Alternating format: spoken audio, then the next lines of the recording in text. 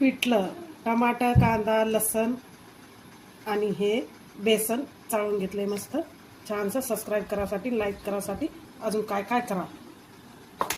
हे टाकलं तेल, मोहरी, तिखट उडाली की जिरं, कांदा, लगेच लसण, मिरची, टमाटर, हे जाऊ द्यायचं पाणी, चवीपुरतं मीठ. आता पाण्याला उकळी येऊ द्यायची. एका हातामध्ये सांडस पकडून एका हाताने आपल्याला बेसन पीठ यात टाकून मस्त असं गरगर फिरवत राहायचं. आणि हे बघा आता आपलं छान असं पिठलं आता बनून तयार झालं आहे.